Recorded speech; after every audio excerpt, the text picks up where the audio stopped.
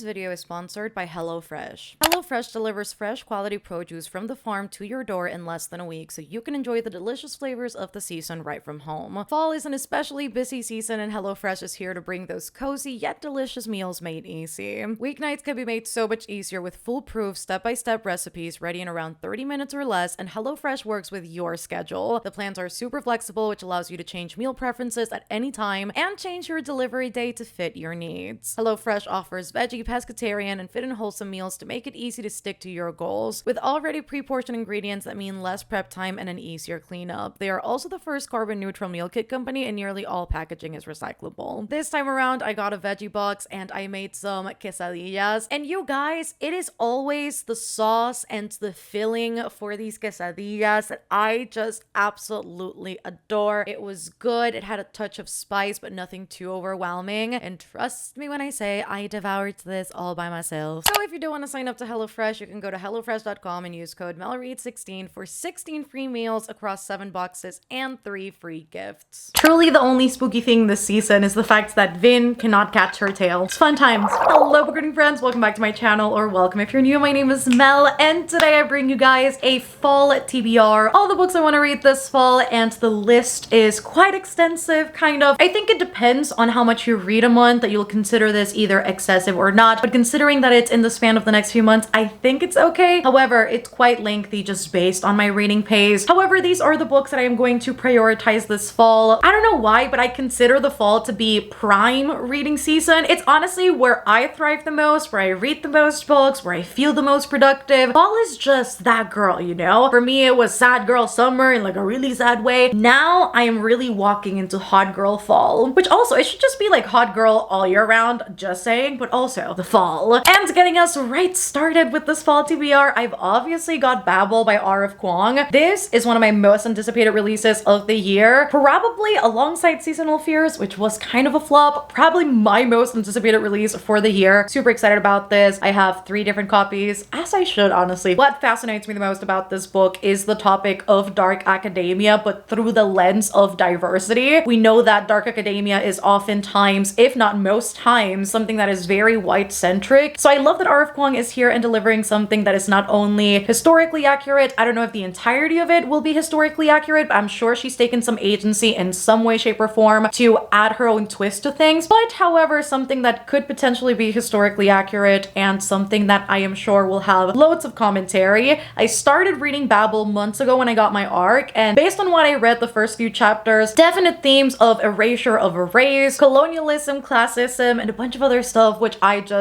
love commentary in books. I know Miss Rebecca. I know she will do the thing. And next up, I've got Disorientation by Elaine. If you guys watched my most anticipated releases video for basically the majority of 2022, this was in there. I first heard of this book and I just knew I had to read this. And I did see a Bookstagram post by Alexandria Ong talking about this book and how it partially convinced her to leave academia, which is super interesting to me. So in this book, we have a Taiwanese American main character who is a PhD student, and she is currently writing her dissertation, which she cannot wait for it to be over because she never wants to read about Chinese things ever again. She is tired because of the topic she chose. However, through the dissertation, she will find herself making a lot of self-discoveries, it seems like, and discovering more than anything a lot of internalized rage and individual complicity. And apparently it's also got a bunch of commentary on privilege and power, which is always super fascinating in the scope of academia. It is also told through satire. So I think this book will be super interesting. So I'm super excited to read this. And again, I feel like this is one of those books that's kind of perfect for the fall. Do I have anything to back that up? Not necessarily, but it's just giving. We obviously have We Free the Stars by Hafsah Faizal. I told myself I was gonna read this in August. However, August was just a train wreck of a month and I barely really read in this given month of the Lord. And so I just decided to roll this over for the fall whenever I pick this up. I don't think I'm necessarily gonna pick this up in September just because I have a lot of reading to do. Maybe October, October could potentially be the month. I am super excited to finish out the duology and see where this goes. I've got the Illumicrate edition and it's just,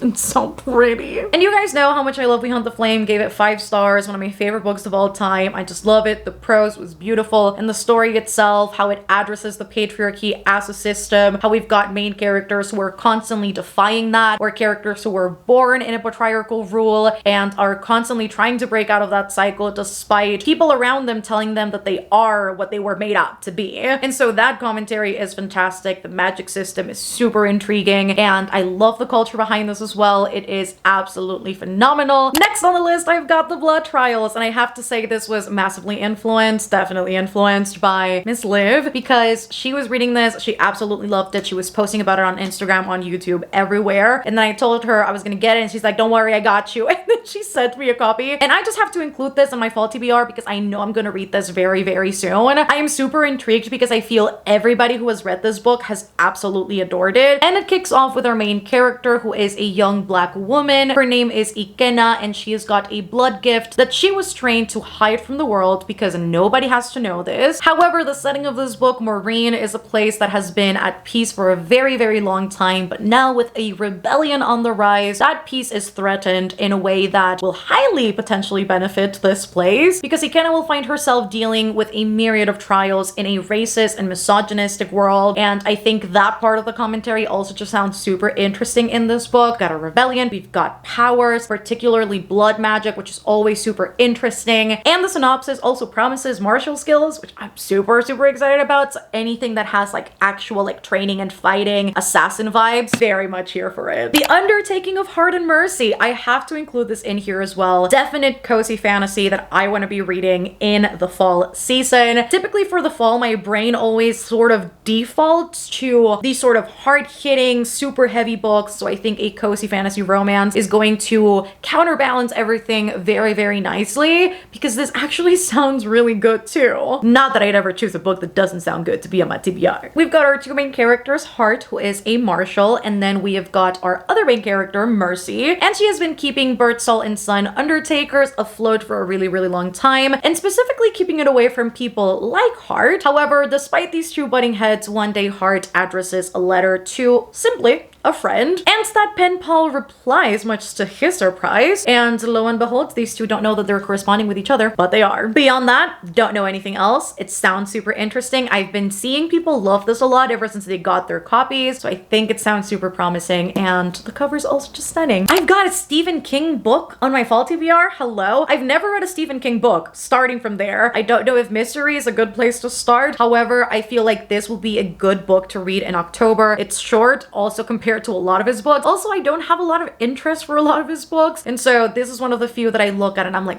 wanna read you. You sound interesting. The only thing I know is sort of the premise that's also at the back of the book. One famous writer, #1 fan, and misery. So I will assume that somehow these 2 people meeting up will lead to misery. I know this also has a movie, but beside that, I don't know anything. I managed to find the Halloween edition of this one, and so I just knew I had to get this and read it, potentially like it. I know this is very hit or miss. Some people love this, some people hate this. We'll see where I fall at the end of fall. So smart, Mel. If it's not time, a year after I started this book, I don't know when it will be, Words of fucking Radiance by Sanderson. I literally started this book in September of last year. Do you think I finished it? No, but I need to. I have to, because I have been hearing about this particular scene for a really long time, and Liv and Aaron keep telling me like, Mel, this one scene is so good. And I'm like, I have not gotten to that scene yet. And I've restarted this book like 3 different times, and I love it equally as much every single time. Have I finished it though? No. My mission for this fall is to at the very least get through Words of Radiance so that I can move on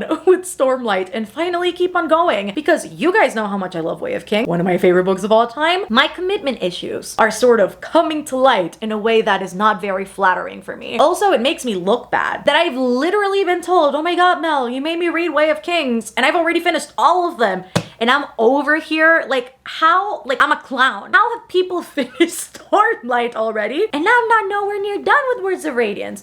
Can you tell I'm worked up about this? I'm gonna read Words of Radiance this fall. Besitos. Another book that I know will be perfect for the fall season, Foul Lady Fortune by Chloe Gong. This is the spin-off series, the companion series to These Violent Delights. We are still set in Shanghai, however, it is 1931, which I believe is exactly 10 years after These Violent Delights. Am I tripping, or is that 1923? Somewhere along the 20s. And we've got Rosalind, who, while she was heavily featured in Our Violent End and These Violent Delights, she was not a main character. I would say she was more of a secondary character, was very present in the story. However, she is now the protagonist of this second series, and she is a spy, codename Fortune. And this book will deal a little bit more heavily with the Japanese invasion march, so I'm very interested. Again, Chloe Gong was a master with These Violent Delights of not only exploring historical events, but also including obviously loads of commentary about colonialism, about race, about the Western movement, and that overtaking a lot of the time different cultures and countries. And so I'm hoping and praying that this has got the same amount of commentary that just made These Violent Delights even more interesting. So I am very, very ready to get to this soon. The fall is also the perfect time to finally read El Juego del Ángel. Last year, during the fall too, I read La Sombra del Viento, which is book 1, to the El Cementerio de los Libros Perdidos series by Carlos Ruiz Zafon, and I think it's prime time for me to read the second one. I know this one deals with different main characters, it's got a different premise. I will assume, obviously, because it's all a part of a series, that they are all interconnected in some way, shape, or form. I'm excited to see exactly how connected they will be and how different also this is from the first book. However, based on what I have seen and the people that I've talked to, people tend to consider this one their favorite book in the series. So I'm also curious to see exactly why that is. But beyond that, I really don't know anything. This is set in the 1920s, apparently, and a young author is obsessed with an impossible love, and he receives the offer from a mysterious editor to write a book like there's never been before. That's what the synopsis says. Also, very sexy of me to translate as I read in Spanish. Get you a girl who can do both. Did I just turn myself on by doing that? Maybe. Another one of my most anticipated releases, The It Girl by Ruth Ware. I didn't realize how many of my anticipated releases are actually during the fall season, but I have never read a Ruth Ware book beside One by One, so it'll be interesting to walk into my second one. Also because I didn't adore One by One, so this will be quite interesting, but I think the premise in and out of itself sounds way better. We've got April and Hannah, and April was the very first person who befriended Hannah when they went to Oxford. They were both best friends, they both had lively personalities, and they were very much in tune with each other. In fact, they were so in tune with each other that they just started kind of reeling people into this friendship, and they formed a group of friends. Now, flash forward to the future. Hannah is married, and she is married to Will. They're expecting a kid, and April has actually died. And I think as the book unravels, we'll start seeing all of the secrets this group of friends has kept, and how maybe what unifies them more than anything is this murder and them hiding it. Sounds super interesting, and I'm hoping it actually delivers, because listen, one book cannot hit,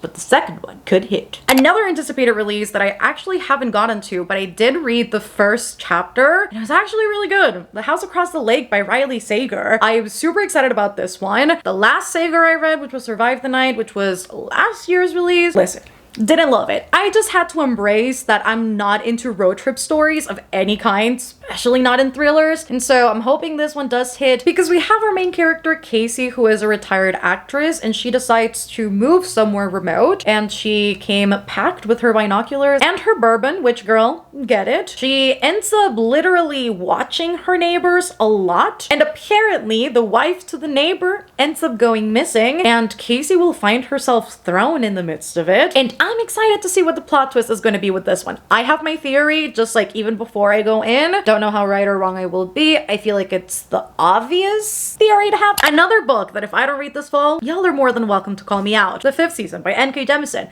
I need to read this so very badly. Not only am I deeply interested in this book, but it sounds so good.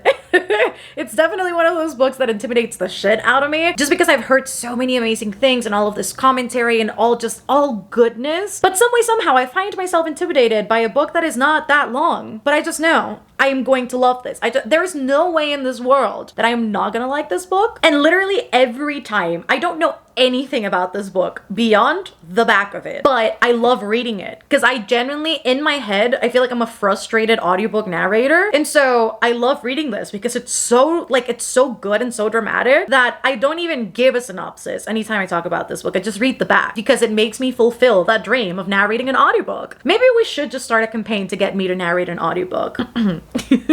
This is the way the world ends for the last time. It starts with the Great Red Rift across the heart of the world's sole continent, spewing ash that blots out the sun. It starts with death, with a murdered son and a missing daughter. It starts with betrayal and long dormant wounds rising up to fester. This is the stillness, a land familiar with catastrophe, where the power of the earth is wielded as a weapon, and where there is no mercy. Applause.